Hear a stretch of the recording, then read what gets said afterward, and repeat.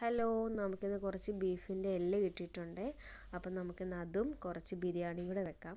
അപ്പോൾ ആദ്യം തന്നെ ബീഫ് നന്നായിട്ട് കഴുകി വൃത്തിയാക്കി കുറച്ച് വെളുത്തുള്ളി, കുറച്ച് ഇഞ്ചി, പിന്നെ കുറച്ച് ഉപ്പ്, മഞ്ഞൾപ്പൊടി, മുളക് പൊടി, മല്ലിപ്പൊടി ഇത്രയും കൂടി ഇട്ട് നമുക്ക് നന്നായിട്ട് 10 വിസിൽ അടുപ്പിക്കണം കേട്ടോ. അപ്പോൾ ഇത് നന്നായിട്ട് എല്ലാം കൂടെ ഒന്ന് മിക്സ് ചെയ്ത് നമുക്ക് കുക്കറിനകത്ത് വെക്കാമേ. അപ്പോൾ വളരെ എളുപ്പമാണ് ഇത് ഉണ്ടാക്കാൻ. എല്ലാവരും സ്കിപ്പ് ചെയ്യാതെ കാണണം.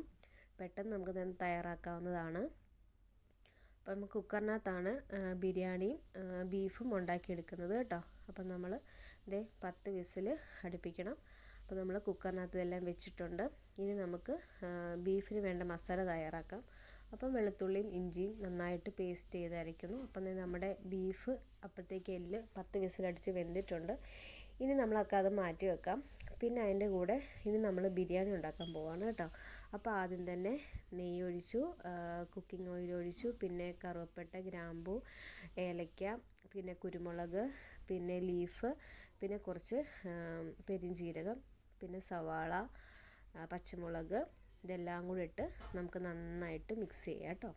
അപ്പം നെയ്യിനകത്ത് മസ്റ്റാണ്, നെയ്യ് വേണം. പിന്നെ നമുക്ക് കഴുകി വെച്ചിരിക്കുന്നത് ജീര റൈസാണ് ഞാൻ എടുത്തേക്കുന്നത്. 2 ഗ്ലാസ് ജീര റൈസാണ് എടുത്തേക്കുന്നത്. അത് നന്നായിട്ട് കഴുകി നമുക്ക് ഇതിനകത്തോട്ടിടാം. ഇത് കുറച്ചൊന്ന് ഫ്രൈ ചെയ്ത് വരണം കേട്ടോ. ഇനി അതിൻ്റെ കൂട്ടത്തിൽ ഞാൻ കുറച്ച് ഭംഗിക്ക് വേണ്ടി ക്യാരറ്റും ക്യാപ്സിക്കവും ബീൻസും ഇതൊക്കെ ഇട്ടിട്ടുണ്ട് കേട്ടോ. പിന്നെ ഞാൻ ഈ കപ്പിൽ 2 ഗ്ലാസ് അരിയാണ് എടുത്തത്. അപ്പോൾ നമ്മൾ 4 ഗ്ലാസ് വെള്ളം വെക്കണം. പക്ഷെ 4 ഗ്ലാസ് തന്നെ വേണമെന്നില്ല, 3.5 കപ്പ് വെള്ളം വെച്ചാലും മതി കേട്ടോ. അപ്പോൾ നന്നായിട്ട് മിക്സ് ചെയ്ത് കുറച്ച് ഉപ്പും കൂടി ഇട്ട്, ഉപ്പിടാൻ ആരും മറക്കല്ലേ, ഉപ്പും കൂടി ഇട്ട് നമുക്ക് ഒറ്റ വിസിലടിച്ചാൽ മതി. അപ്പം നമ്മളതും വിസിലായിട്ടുണ്ട്. അപ്പോൾ അതങ്ങോട്ട് മാറ്റി വെക്കാം. ഇനി നമുക്ക് ബീഫ് കറി തയ്യാറാക്കണം. അപ്പം വെളിച്ചെണ്ണ ഒഴിച്ചു, കടുകിട്ടു, തേങ്ങ കൊത്തിട്ടു, പിന്നെ വെളുത്തുള്ളി, ഇഞ്ചി ഇത്രയും കൂടി ഇട്ട് നന്നായിട്ട് മിക്സ് ചെയ്തു.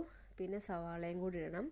സവാളയും കൊണ്ട് നന്നായിട്ട് മിക്സ് ചെയ്ത് അതിൻ്റെ കൂടെ കുറച്ച് പെരിഞ്ജീരകം ഇട്ട് നന്നായിട്ട് മിക്സ് ചെയ്യുന്നുണ്ട്. പിന്നെ ഇവിടെ 1 സ്പൂൺ മുളക് പൊടി മതിയാവും. 1 സ്പൂൺ മുളക് പൊടി, 1/2 ടീസ്പൂൺ മല്ലിപ്പൊടി, പിന്നെ മഞ്ഞൾപ്പൊടി, ഗരം മസാല, മീറ്റ് മസാല ഇത്രയും കൂടി ഇട്ട് നന്നായിട്ട് മിക്സ് ചെയ്യണം. പച്ചമണം മാറുന്ന വരെ മിക്സ് ചെയ്യണം.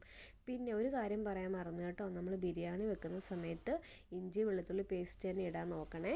അതായിരിക്കും കുറച്ചുകൂടെ കൂടുതൽ ടേസ്റ്റ്. പിന്നെ പച്ചമുളക് കൂടെ അരച്ചിടാൻ പറ്റുമെങ്കിൽ അത്രയും നല്ലത്. പക്ഷേ ഞാൻ പച്ചമുളക് അല്ലാതാണ് ഇട്ടത്. അപ്പം നമ്മളിത് മുളക് പൊടിയെല്ലാം നന്നായിട്ട് വന്നിട്ടുണ്ട്. ഇനി നമ്മൾ വെന്ത് വെച്ചിരിക്കുന്ന ബീഫും ഇതിനകത്തോട്ട് ഒഴിച്ചു കൊടുക്കാം. നന്നായിട്ട് മിക്സ് ചെയ്യാം.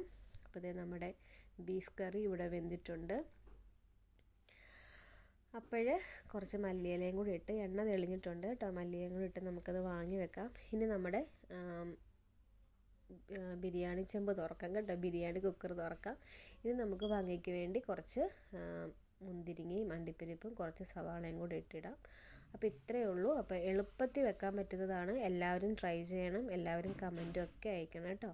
അപ്പോൾ ഇത്രയേ ഉള്ളൂ. അപ്പോൾ അടുത്ത വീഡിയോ കാണാം. സബ്സ്ക്രൈബ് ചെയ്യാൻ മറക്കണ്ട, ലൈക്ക് ചെയ്യാൻ മറക്കണ്ട.